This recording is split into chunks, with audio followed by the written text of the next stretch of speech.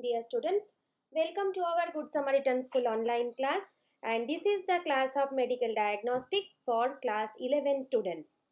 So, already we have started our second unit first chapter that is named as body fluid, and we have learnt about the edema, and in our last class we have started with the fluid that is named as cerebrospinal fluid, and we all have learned the basic part of the cerebrospinal fluid and especially the basic functions of the CSF. Okay, so the basic thing, just one revision I want to give you, that the cerebrospinal fluid is basically produced from the choroid plexus area of the brain, and it will just circulate inside the brain and spinal cord. And actually, our brain is covered by the layer that is named as meninges. And the meninges layer is having three parts. The outermost part is the dura mater, then the second part is arachnoid matter, and the third innermost layer is called as the pia mater, which will have the direct contact with the brain. And in all over, all over an hour, in 1 hour almost 20 ml of fluid can be circulated in the brain and spinal cord. Now the next one, the different functions, already we have learned the buoyancy, how the CSF fluid can be helpful for our brain to reduce its own weight. Next one, protection, the shock absorption, that is very important, and how the CSF is playing important role in the shock absorption when the brain is getting any hit or any jolt or any injury.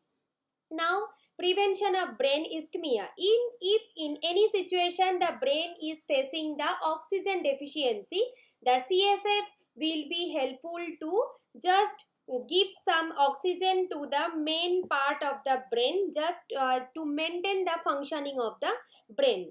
And next one is hemostasis. Homeostasis is the process by which the abnormal situation that can be occurred inside the brain can be maintained by the CSF just to get back the normal situation. Next one, the clearing waste. When the brain tissues are doing the metabolism process, and at that time whatever waste material will be produced by the brain tissue, that will be cleared, that will be removed by the CSF into the bloodstream. Now today we are going to learn about the topic that is named as the circulation of CSF, how the CSF can be circulated inside the brain. Actually, when the CSF will be produced from the choroid plexus area, when the CSF will be produced from the choroid plexus area, then here two names, two side is given here, okay, right side and left side. Actually, our brain is also having two hemisphere, right hemisphere and left hemisphere. So, from the choroid plexus area, at first the CSF will come to the ventricle. This ventricle is the hollow space present inside the brain. The ventricle means some hollow space which will be present inside our brain. So from the choroid plexus area, it will come directly to the lateral ventricle. Then from lateral ventricle, from in both side, it will come to the interventricular foramen, and this interventricular foramen is named as the foramen of Monro. Foramen of Monro. That means from lateral ventricle, the CSF will come to foramen of Monro. Then from both sides, it will come to the third ventricle, that is the common part. Okay, from third ventricle, that is also one hollow part inside the brain, and it is named as the third ventricle. Then from third ventricle, it will come to the aqueduct of Sylvius. Aqueduct of Sylvius, or you can say it as cerebral aqueduct also. The name of the place is called as the aqueduct of Sylvius or cerebral aqueduct. From there it will come to the fourth ventricle. Okay, so it is very easy, just methodically you have to remember: lateral ventricle, foramen of Monro, third ventricle, aqueduct of Sylvius, then fourth ventricle.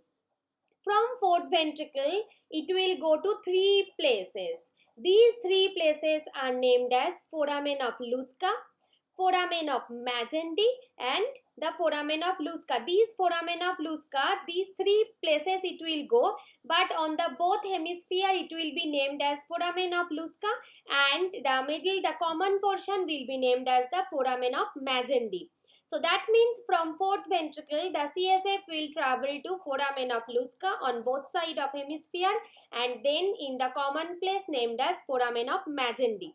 Then from foramen of Magendie and foramen of Lusca it will go to the subarachnoid space. Then so these subarachnoid space will be present where, just where the arachnoid matter is present. Okay, where the arachnoid matter, what is the arachnoid matter? That is the second layer of meninges. So from subarachnoid space it will go to the arachnoid villi, and then to superior sagittal sinus. Sinus also means the hollow space. Okay, and from superior sagittal sinus then what will happen? It will be moved through the brain and the all parts of spinal cord. Okay, here with the help of the GIF you can see that from lateral ventricle it is coming to the interventricular foramen, then third ventricle, then aqueduct of Sylvius, then fourth ventricle, then the foramen of Lusca, subarachnoid space, here it will be present, and from there arachnoid villi and superior sagittal sinus. So this is all about the circulation of CSF. You have to just learn the whole thing of this portion. Okay, this thing you have to learn very carefully. So this is up to today's class, and in our next class we will start with the analysis of CSF. The first class will be about the physical examination of CSF. Thank you very much.